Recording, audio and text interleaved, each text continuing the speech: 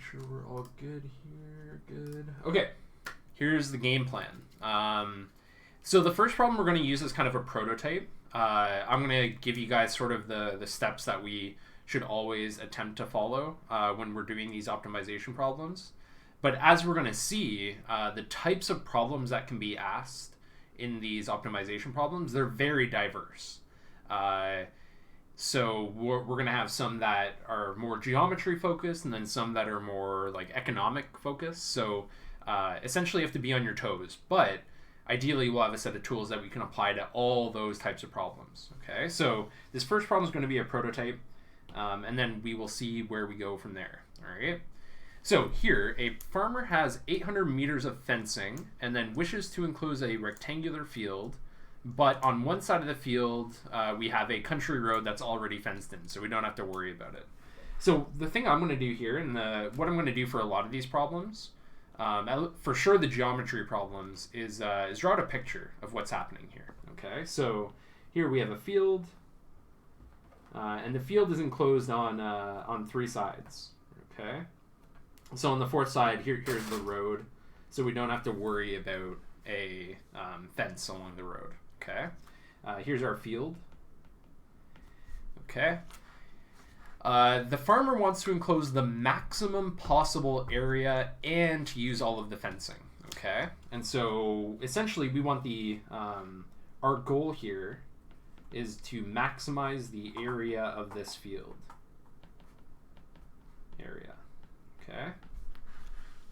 Okay. So step one, I would say, for most of these problems is to define all of our dimensions. Okay, so define dimensions. All right, so I'm just going to do that right on the picture here. All right, so the dimensions of this field we can say are the width and the length. Okay, pretty simple. Sometimes that it may not always be quite that simple. Sometimes we may have to be a little bit careful in the way that we're defining what our variables are. But in this case, we just have two variables that we can adjust simultaneously. We can adjust the width, we can adjust the length. Okay. Step two, now this applies to every problem, no matter what. Every optimization problem we're going to be doing this. We write down a formula.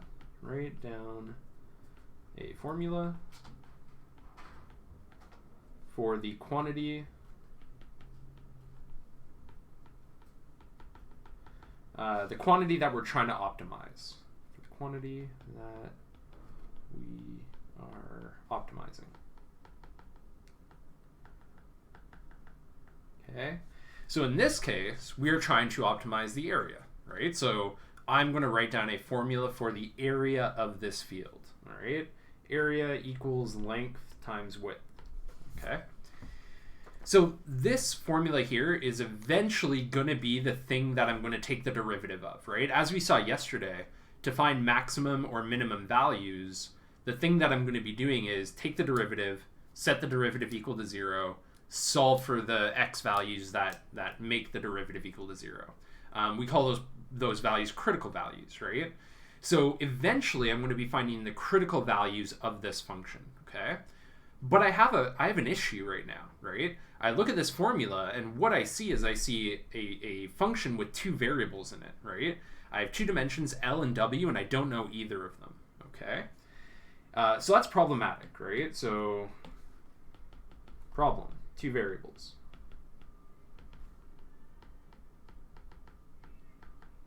Okay, so, oops. Two variables, so I cannot just take the derivative, right? I'm at a standstill. Okay, so because I have two variables, what I have to do next is I have to reduce the number of variables. Reduce number of variables.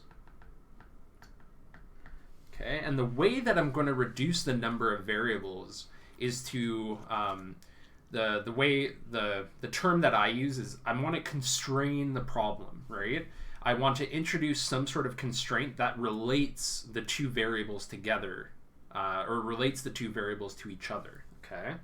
So step 3, I want to constrain the problem.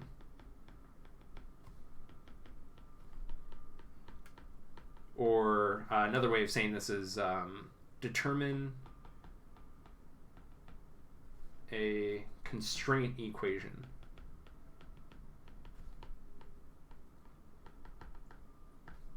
Okay.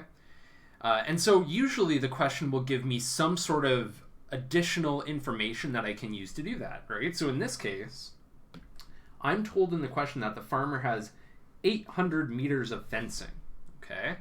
That means that if I go around the field, so the width plus the length plus another width, that all has to add up to 800 meters, right?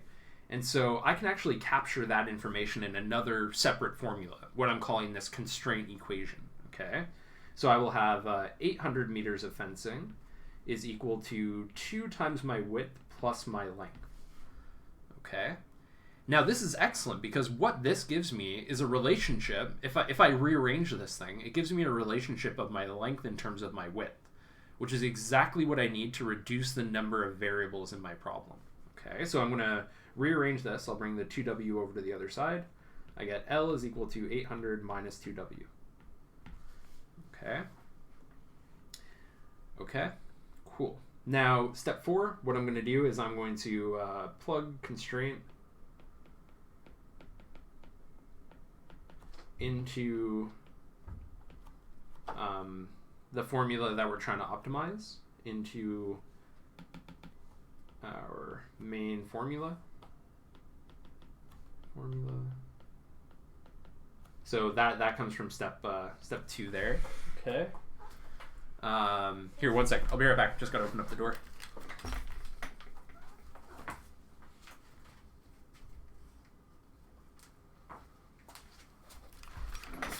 All right, we're back. So I'm going to write down my area formula, but instead of writing it in terms of the length and the width now, because I've rearranged, I have a formula for the length in terms of the width. I can write it just in terms of W, right? So my L is 800 minus 2W, and my W just stays the same, okay? I can expand this out. 800W minus 2W squared. And now I have a formula for my area that depends on only one variable, which is great because now what I can do here is I can take the derivative, right? I can take the derivative, set it equal to 0, solve for my critical points, all the stuff that we were doing yesterday, okay? So step 5 is optimize. Okay.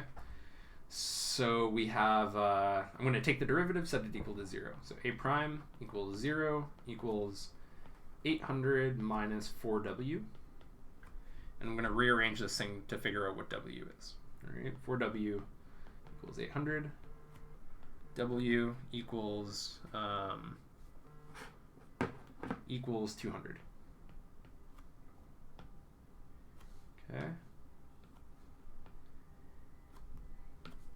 And so that is the width of my field that will maximize the area of the field. Okay, so that gives me one of my dimensions. Now, to figure out my other dimension, or rather, I mean, this is the part of the problem that will certainly change from problem to problem, right? Sometimes the question will say, what is the maximum area? Okay. If we're told, or if we're asked to find the maximum area, what we could do is plug that back into our area formula, right? So the area max would be equal to 800 times 200 minus 2 times 200 squared. Okay, so let's figure out what our maximum area is. So the maximum area is 80,000 meters squared. Okay. So sometimes the question will actually ask, like, what is the maximum possible quantity? Or it may ask, what are the dimensions that give you the maximum possible quantity? So in this case, the maximum possible area. So step 6 is kind of vague. Step 6 is answer the question, right? Question. So depending on what the question is asking you to find, if it's asking you to find the maximum area or the dimensions that give you the maximum area, your answer to part 6 will kind of vary depending on that. Okay. And there is our first optimization problem. I'm going to switch over the audio.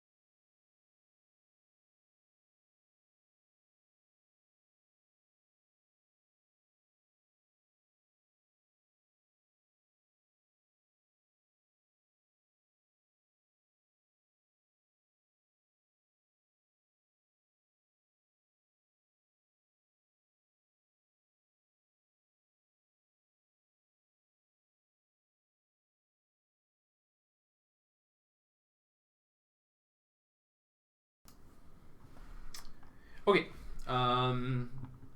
so we got one optimization problem under our belt. Let's try another one, okay? Here we have a piece of sheet metal, 60 centimeters by 30 centimeters, and this piece of sheet metal is going to be used to make a rectangular box that has an open top out of it. So I'll draw a picture of what's exactly is happening here. And we have to determine the dimensions that, so again, it's important to understand what the question is actually looking for, right? So in this problem, we're going to be just stating the dimensions, right? Ideally, we're making a rectangular box. So our final answer will say, okay, therefore the length is this, the width is this, and the height is this, okay? So we're not even interested in what the maximum volume is in this case, all right? That's where this step 6 comes into play, where we have to answer the question. You have to determine exactly what the question is looking for, okay? So let's draw a picture of what's happening with this box, all right? So we start off with a rectangular piece of sheet metal, all right? And we are told that the length of the sheet metal, so L is equal to, actually I'm not going to use L because that's going to get confusing, 60 centimeters, okay? And the width of the piece of sheet metal is 30 centimeters, okay? Now you might be wondering, it's like, okay, well, we're using this sheet to create a rectangular box. That seems kind of weird. What you actually have to do is go back to like your grade 6 knowledge of nets of shapes, okay? So what we're going to do in this question is we're actually going to cut out very small squares out of each corner of this box, okay? So we'll cut one out from each corner. And then what you have to do is you have to imagine then, oh, that's not a very good square. That's better. Okay, what you have to imagine is then you're going to, along these dotted lines, you're going to fold each of the flaps down, right? And by folding the flaps, what that creates is an open top box, okay? And so going to, looking at step 1 here, right? Our first job is to define the dimensions of this problem. So in this case, we're trying to figure out the largest volume, okay? Which means we have to kind of figure out what the volume of this net will be when we fold everything up, right? And so the dimensions that I'm going to actually define, I'm going to state that, actually let me use a different color here.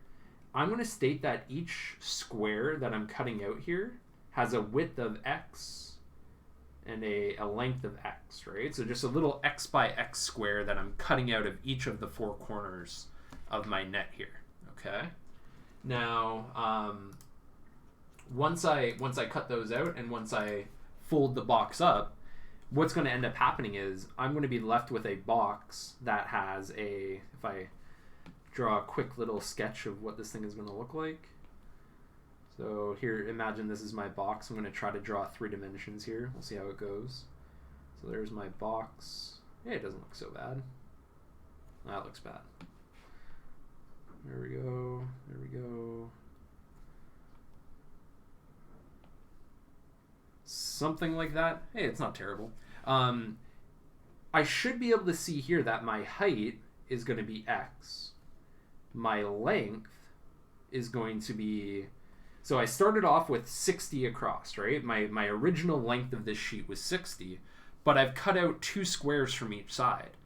So that means it's 60 minus 2x. Okay, and same with my width, right? My width starts off as 30, but I cut 2 squares out of it. So my width here will be 30 minus 2x. Okay.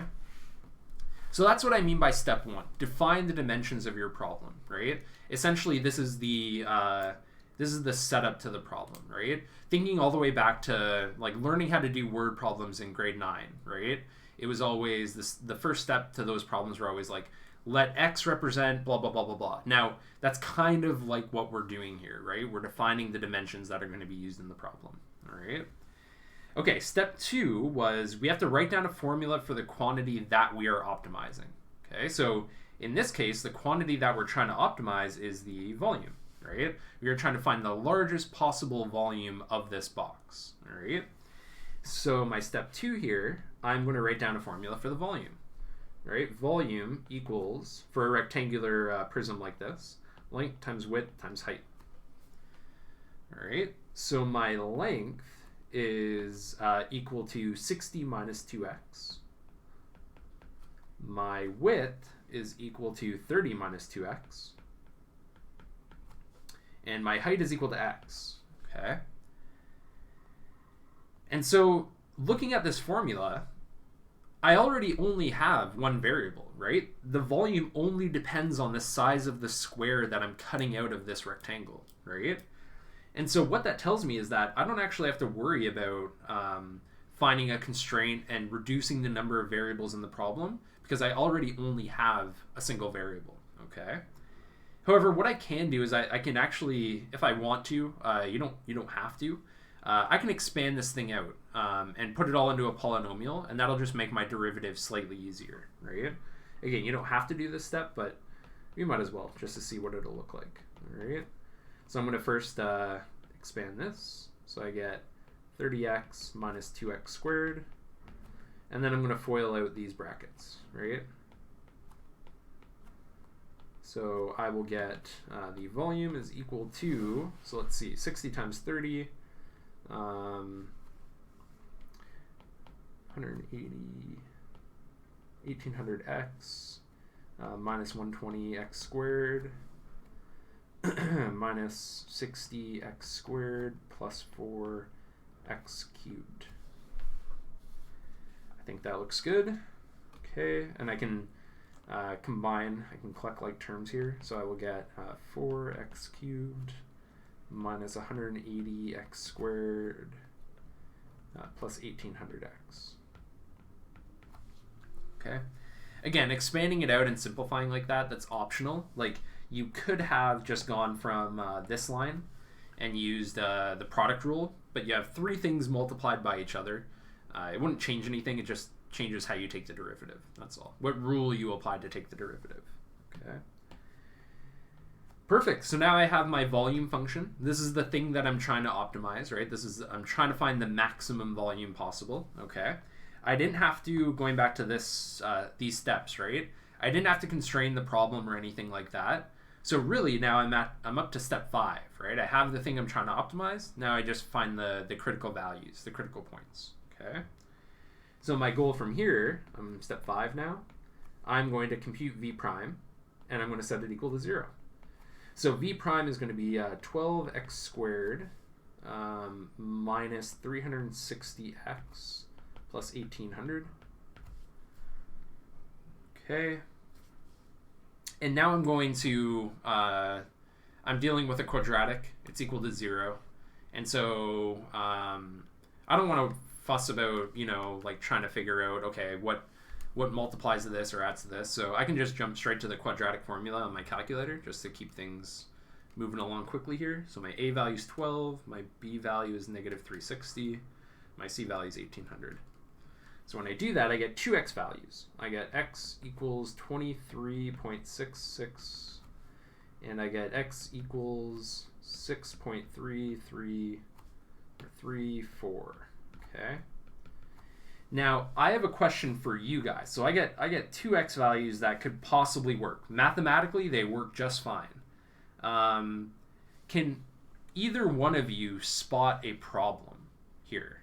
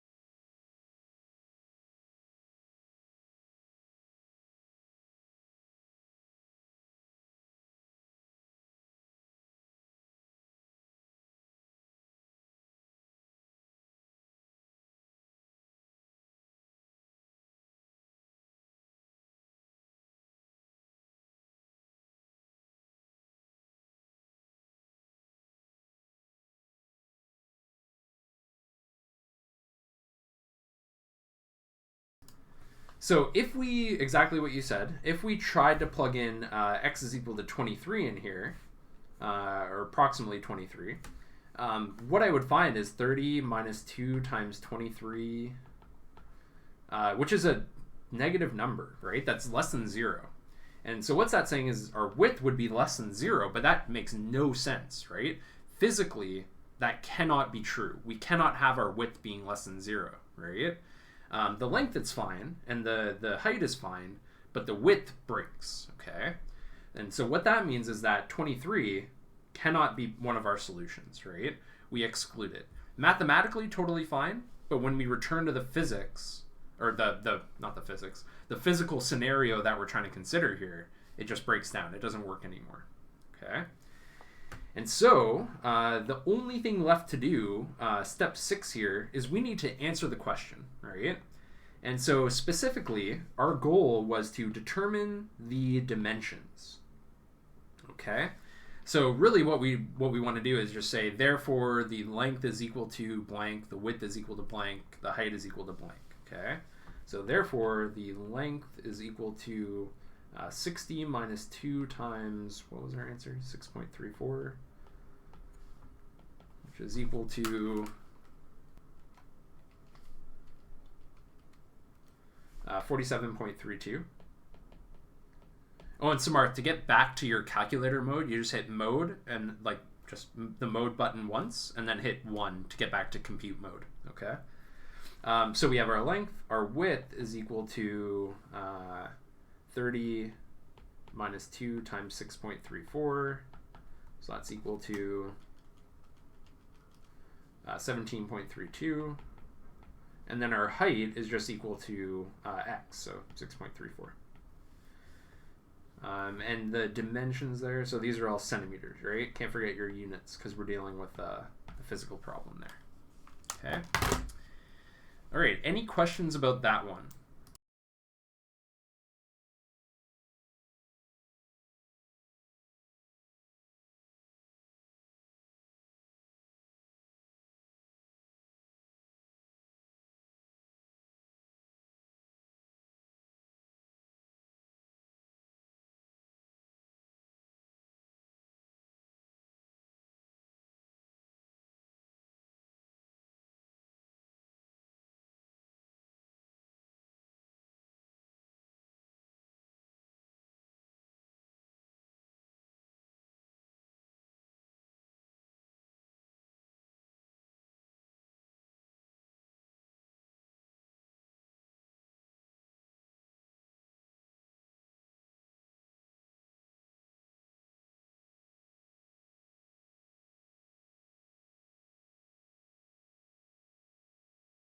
Okay, let's keep going. Next example.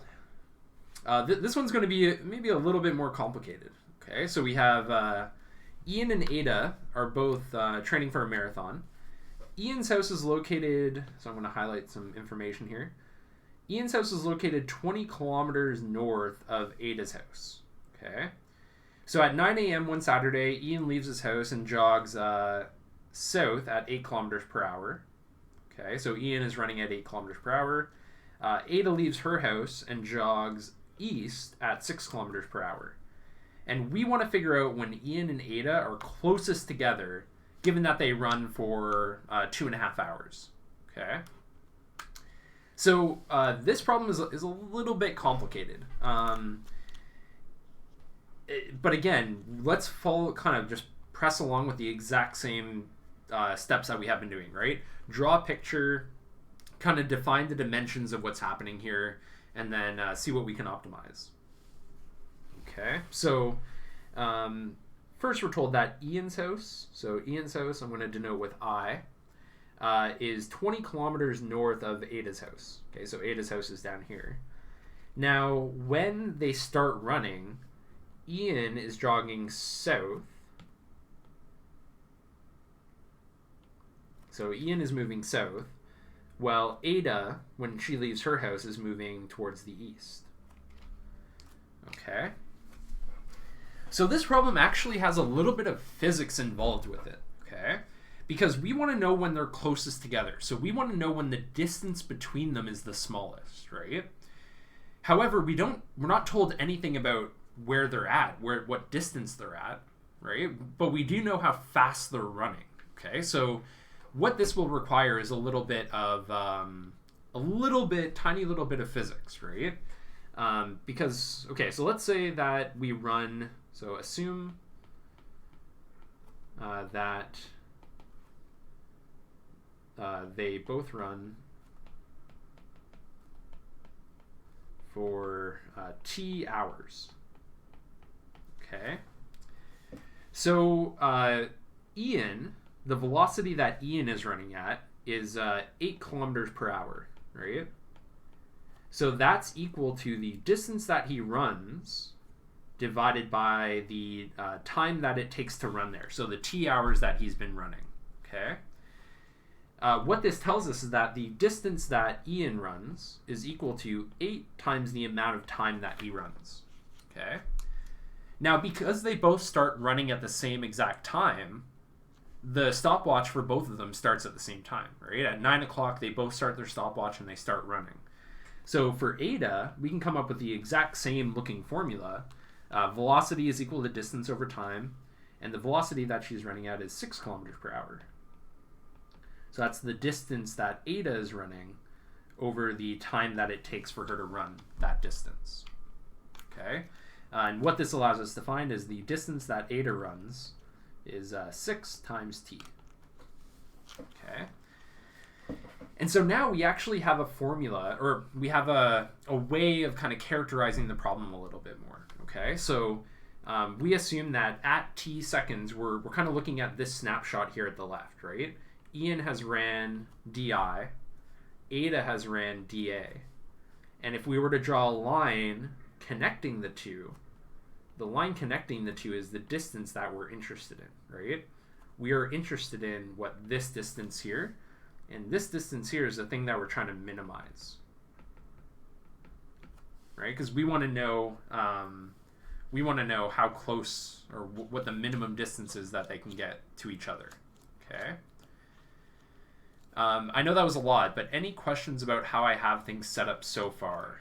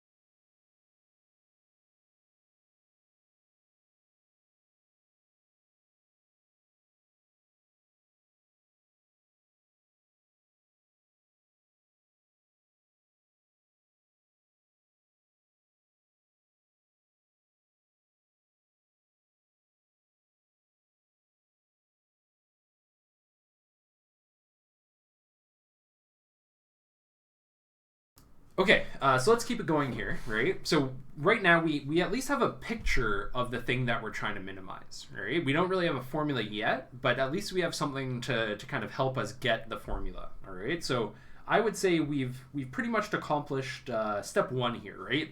We just defined the dimensions of our problem, right? So in this case, we had a whole bunch of velocity and time stuff going on. We kind of got rid of all of that, and we consolidated all of the information that we had into a distance formula, okay? And so I have to be a little bit careful here, right? So in order to find the formula for the distance between them, right, the d value that I have here, really I'm kind of considering a right angle triangle here, right? So this distance here, I'm told in the question that the house is initially located, or their houses are initially located 20 kilometers apart, okay? So that means I can actually figure out a formula for the distance that's remaining, right? Because Ian is running towards Ada's house, okay? So the amount that's left over here is just the amount that he started at, right, 20 kilometers away, minus the distance that he's already traveled, right, minus di, okay? And so what this allows me to do, now I have two sides of my right angle triangle. And so in order to get the thing that I'm trying to minimize, my step 2 here, I'm looking for a formula for d. I can just use the Pythagorean Theorem, right? D squared is equal to 20 minus di squared plus dA squared. Okay. Cool. And so now I can well, do I want to expand these things out? Yeah, I think I will have to expand them out, right? What I can do here is I can substitute my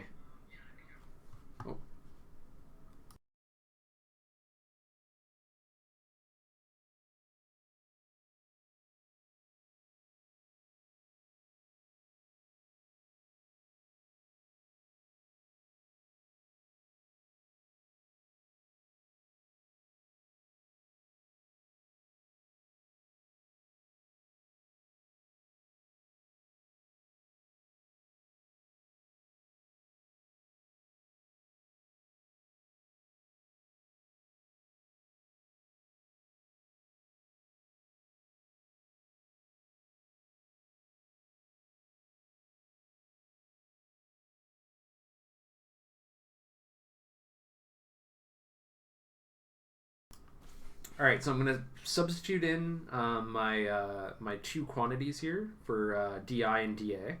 So I get 20 minus 8t squared plus 6t all squared. Okay. And yeah, so Samarthi mentioned like you could just use chain rule here. You certainly could. I'm personally, if it's easy to do, I'm personally a fan of expanding things out. Just because if we were to expand this thing out, we would just get a nice quadratic. And what we're actually, the main thing that we have to be careful about here is the fact that we have d squared over on the left hand side. We don't just have d. So when we're going to take the derivative, we have to actually remember to get rid of that squared. So the entire right hand side is going to be square rooted. So just to make things look a little cleaner, I'm actually going to take a second and expand out the right hand side. So I'm going to get so 20 squared, so 400 minus 20 times 8 times 2 minus 320 t plus 64 t squared plus 36 t squared. So I get 400 minus 320t, and then I get 64 plus 36. That's plus 100t squared. Okay. So that gets me my value for d squared, but I'm not interested in I'm not minimizing d squared. I'm minimizing d, right? So really, what I'm focusing on here is the square root. Oops, that's a messy square root. We're going to have 1/2. 400 minus 320t plus 100t squared to the 1/2. And that is the function that I'm trying to minimize. Okay, so I've reduced the number of variables. I've made it look pretty simple, and now I'm ready to actually optimize this thing. Okay. So optimizing, that's the easy part, right? For step 5, I take the derivative. So d prime equals 0, and then I take the derivative. So here I have to consider chain rule, right? Because I have an outer function to the power of 1/2, and I have an inner function. All right, so definitely a chain rule situation. So I use power rule for the outer function.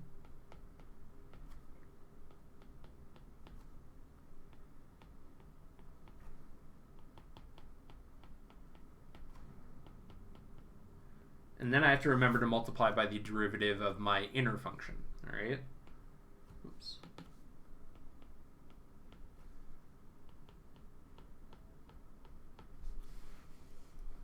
Okay. And so I can kind of rewrite this a little bit here. So I would get 200t minus 320 over 2 times 400 minus 320t plus 100t squared. So I haven't done anything there. I've just put the square root bit down in the denominator. Okay. Now, this thing isn't doing much, right? Everything in the denominator is not doing anything. So I can throw it over to the other side, multiply by 0, and it just cancels itself out. Okay, so when I do that, I get 0 is equal to 200t minus 320. All right, and I can just rearrange this to figure out what my value for t is going to be. Okay, so I get 320 equals 200t, where t is equal to 320 over 200, which is equal to 1.6 hours.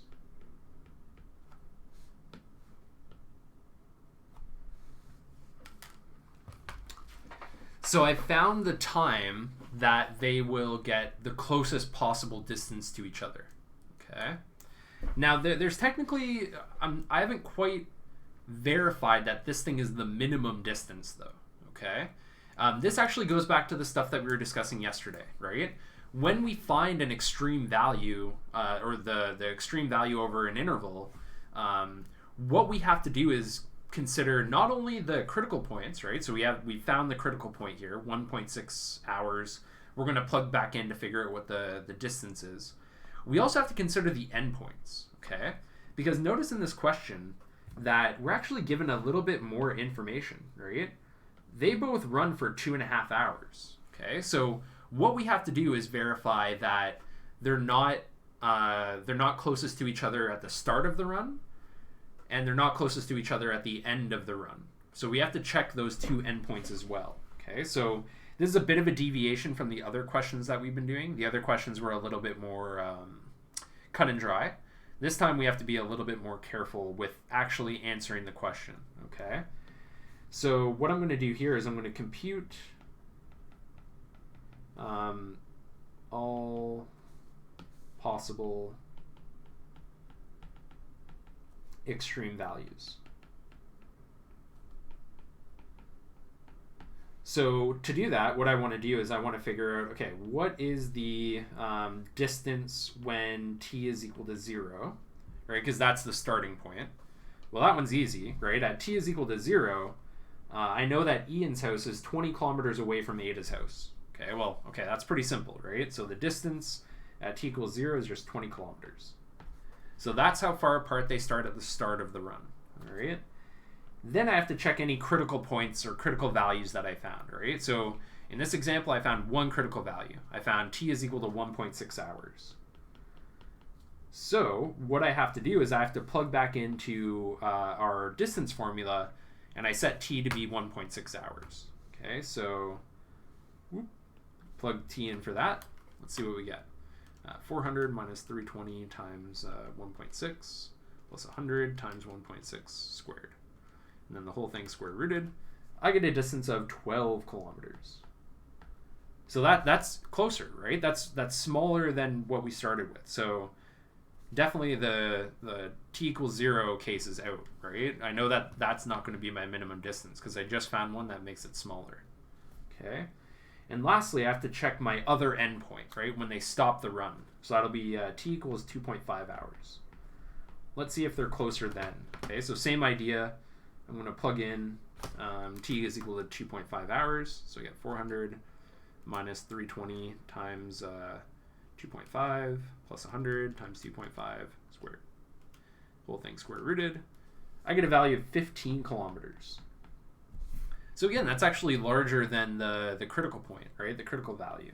So again, that one's gone, which means that the minimum distance that Ian and Ada get apart from each other is 12 kilometers, okay? So, oh, and it says when are Ian and Ada close together, right? So this is where actually going back and rereading the question is very important, all right? So if they start their run at 9 a.m., and they run for 1.6 hours. So it'd be the time that they're closest to each other would be 9 a.m. plus 1.6 hours.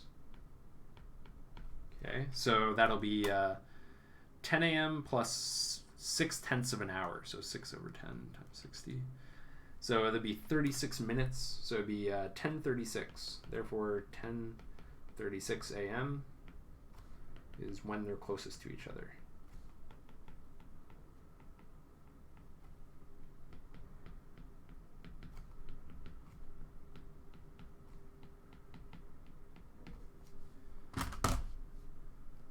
Okay. Alrighty.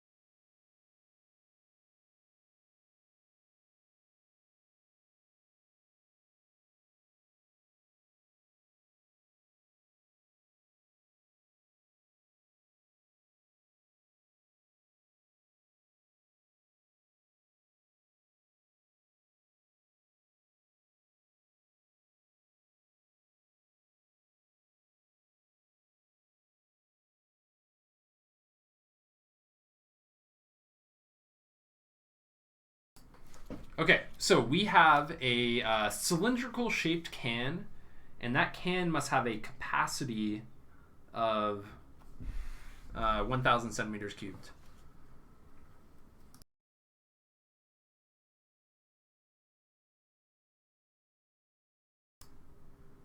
Okay, and so I need to determine the dimensions of the can that require the minimum amount of tin. Okay, so looking at this question already, I see I need to minimize the amount of tin that I'm using to make this can. Okay, another way of saying that is I need to minimize the surface area of the can.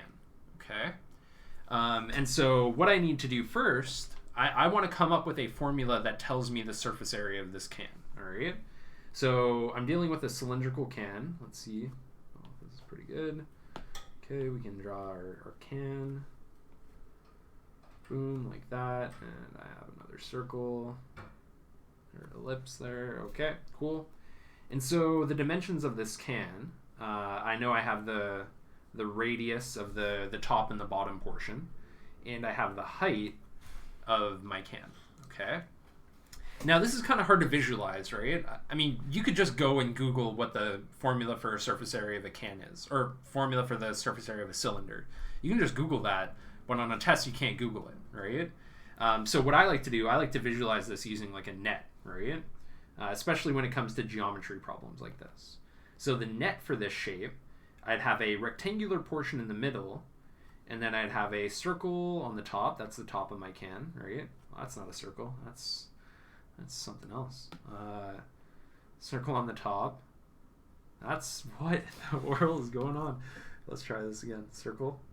There we go. That's better. I don't know why I was getting some sort of random polygon there. That's interesting. Boom, boom, boom. There's my net. Okay. So that's a little bit easier to visualize what's happening with the net of this shape, right? So the area would just be... I add up the areas of all the shapes, all the sub-shapes that appear in my net. Because when I fold this thing up, I'm going to get a cylindrical can. Okay. Now, maybe the one hard part for the surface area of a cylinder is this part, the length of this. Well, the length of this thing is just the height, right? Or wait, sorry, no, this is the height outside here,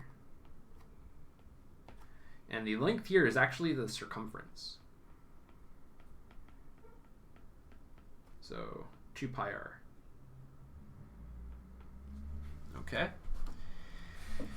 Okay, so my surface area, and again, you could have just looked this up, right? So you can definitely Google these as you're doing your homework just to get some intuition if you're unsure about one of these geometry formulas that you haven't seen before. So the surface area of this thing, I will have 2 times the area of the circle plus the area of the rectangle.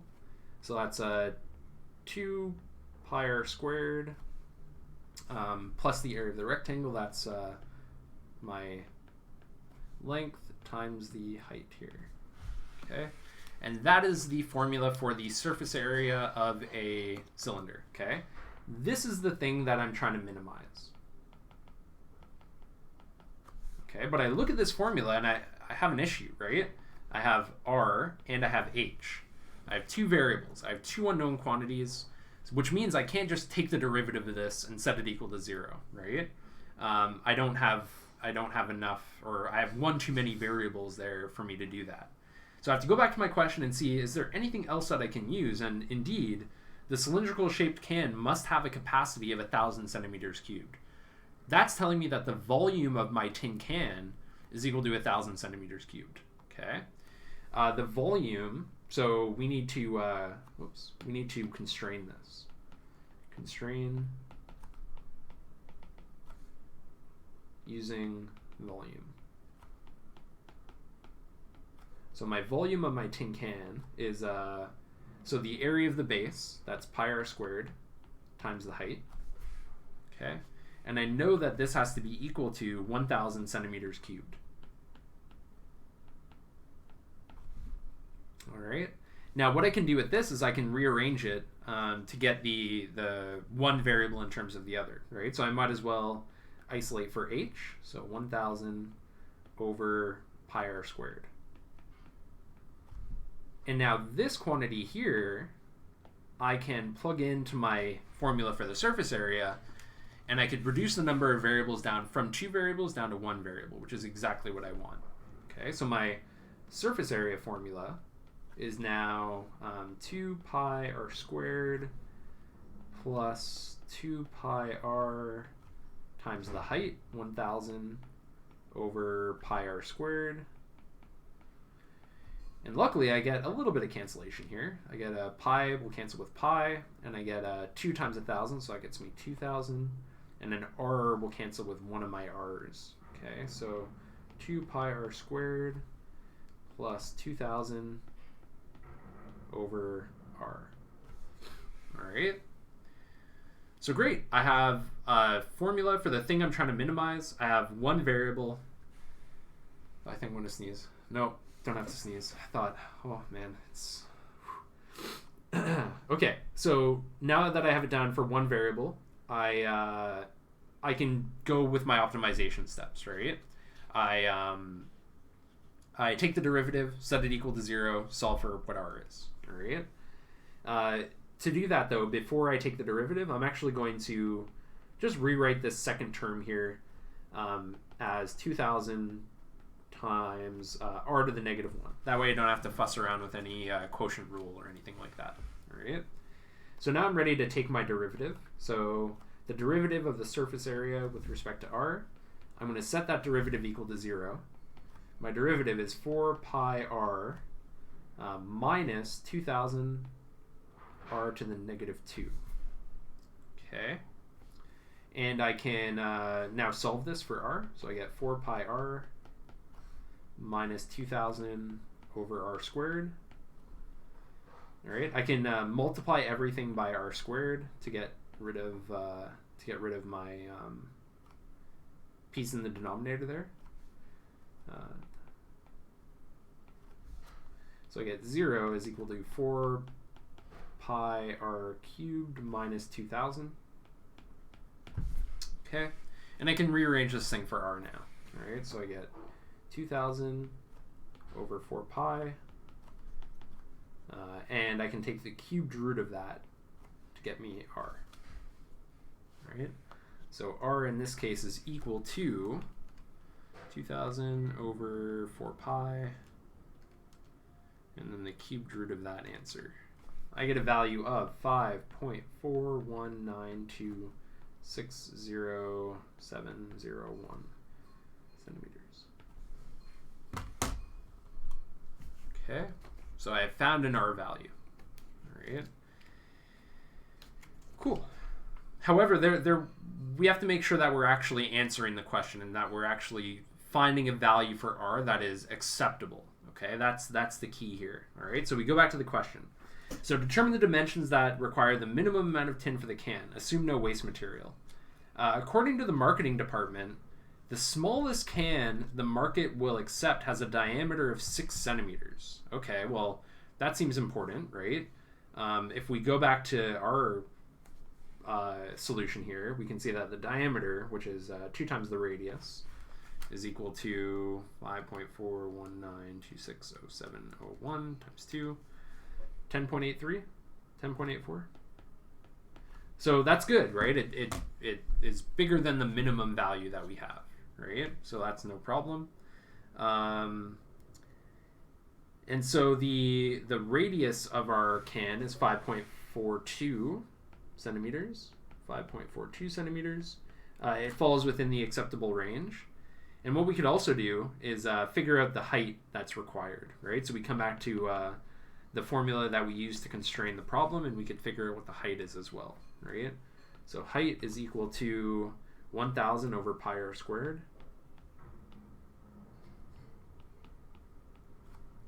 Which is 1,000 over pi times 5.42 squared, which is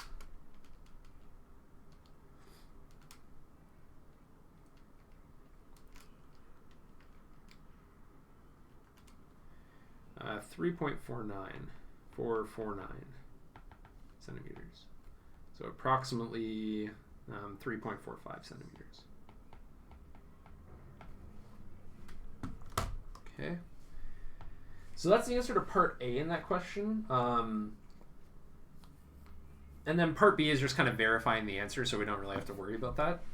We kind of just checked that our diameter was fine. Actually,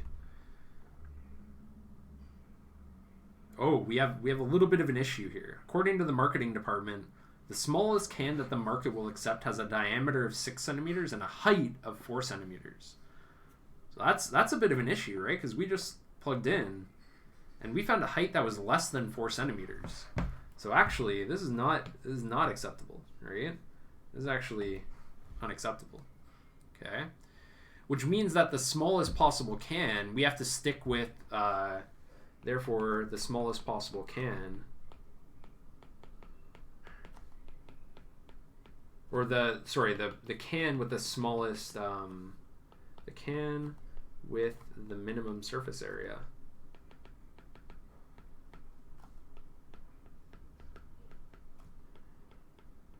Has a radius of 6 centimeters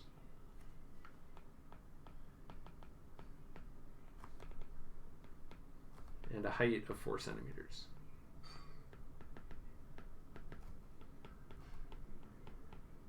And the reason why we had to take their dimensions was because the height was less than 4 centimeters. So the height that we found through our optimization problem didn't actually satisfy the criteria of the problem.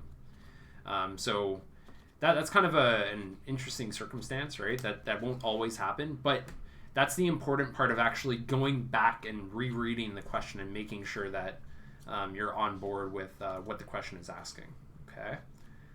Or at least verifying that you're within the constraints posed by the problem itself, right? Because sometimes the problem will add in additional pieces of information that you have to satisfy, all right?